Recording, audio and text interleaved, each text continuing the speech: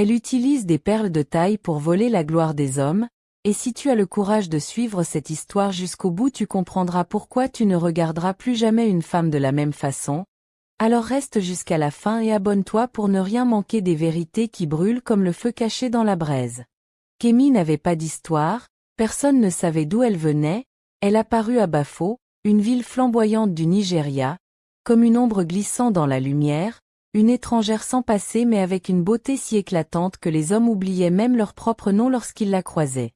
Ses yeux brillaient comme des étoiles qu'on ne pouvait pas fixer trop longtemps, ses hanches dansaient même lorsqu'elle restait immobile, et ce qui attirait le plus, ce qui hypnotisait, c'étaient ces perles de taille rouge et or qui chantaient doucement quand elle marchait, comme si elles appelaient les âmes des hommes.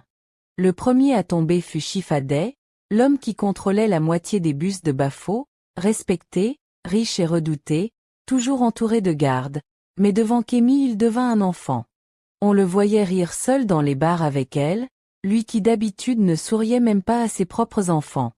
On dit qu'en une semaine il mit son empire entre ses mains, et en une saison il ne lui restait rien, ses bus vendus, ses maisons hypothéquées, ses associés fuyant comme des oiseaux qui sentent venir la pluie. Les anciens murmuraient, les mamans du marché secouaient la tête en disant que l'homme qui dort près d'un feu allumé sans cendre finira par brûler, mais les jeunes riaient et disaient que l'amour rend fou.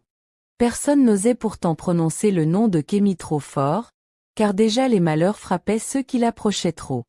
Quand Tadeh disparut de la ville, certains dirent qu'il était parti au village se soigner, d'autres disaient qu'il errait la nuit comme un fou, mais tous savaient qu'il n'était plus jamais revenu le même.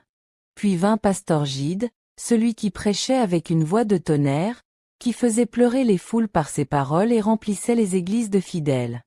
Un seul sourire de Kémy et sa voix se brisa comme une calebasse tombée du ciel. Lui qui parlait avec assurance, on le retrouva plus tard à discuter avec les murs, ses yeux vides comme un ciel sans étoiles.